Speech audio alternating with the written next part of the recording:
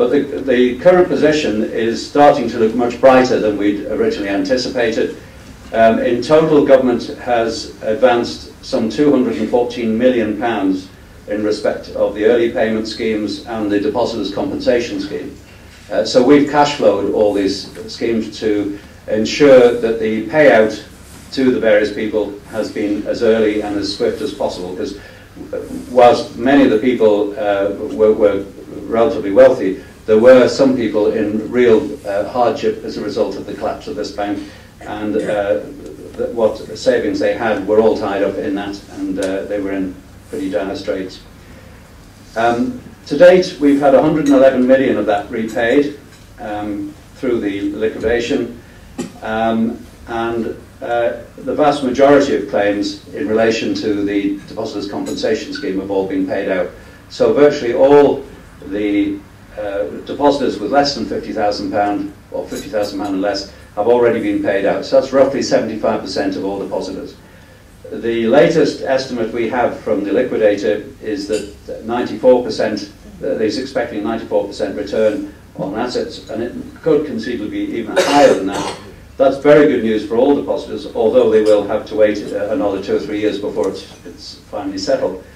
But we still have £103 million of current exposure. Government will get that money back over the next few years alongside the other depositors. But the good news at the end of it is that in spite of the expected cost to the taxpayer that we were anticipating, net it's now going to cost us, we think, no more than £5 million.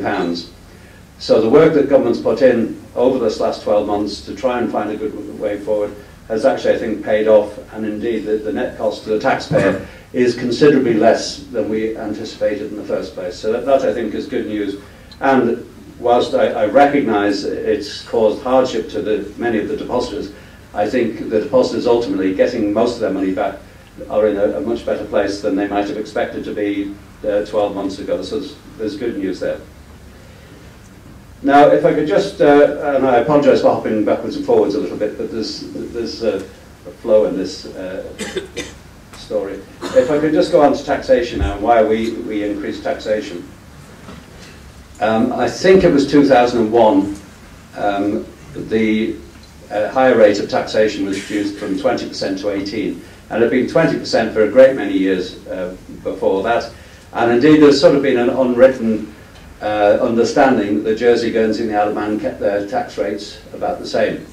The Isle of Man, about a decade ago, was in a very healthy position, and we were able to reduce our taxes. Now, of all the elements in the budget, this is the one that's given me the greatest concern and the greatest number of sleepless nights, I think.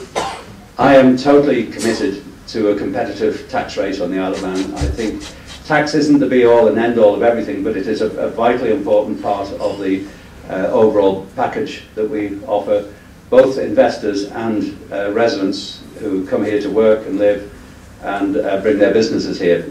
And therefore it is vitally important when we look at taxation that we do nothing that can disturb the competitive advantage of the island and indeed impose unnecessary hardship on people living here.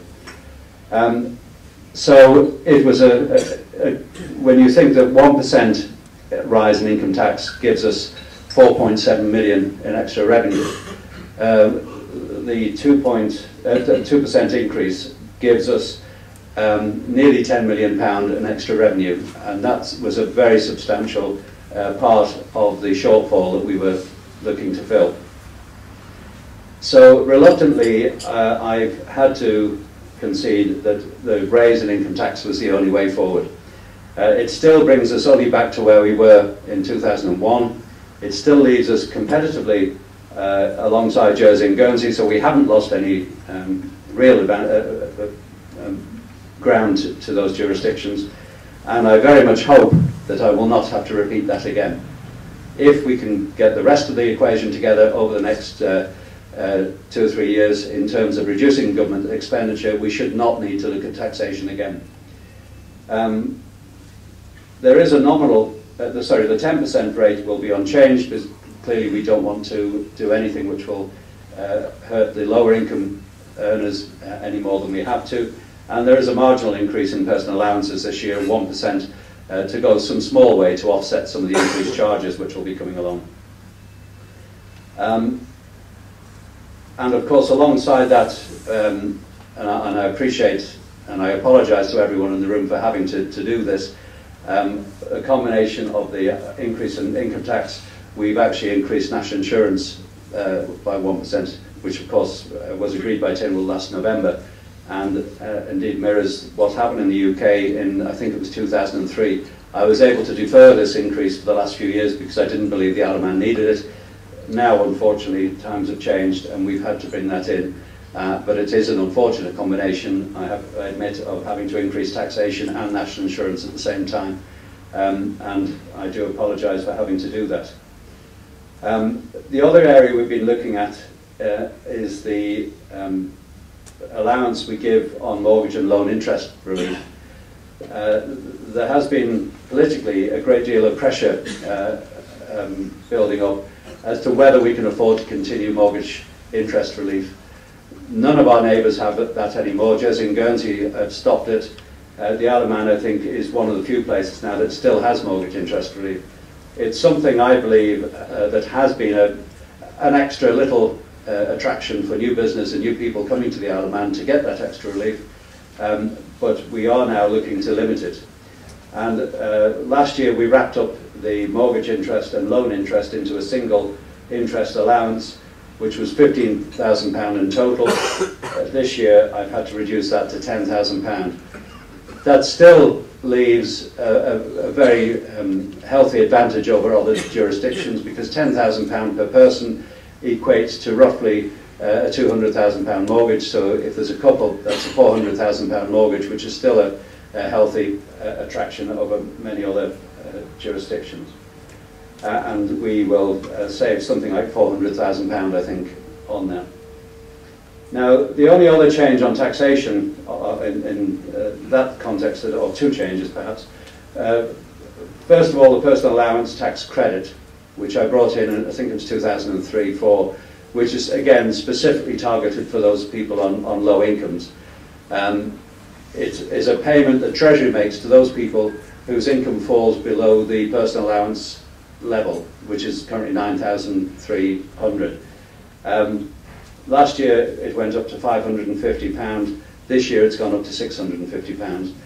And this is very much linked to the increase in electricity charges, because we recognise that the increase in electricity charges is going to disproportionately hit those people on low incomes, and the vast majority of these people we're dealing with are pensioners simply on basic pension, so that they really need that help. So the extra £100 a year is to go some way to offset the increased costs they're going to be facing in relation to increasing government charges.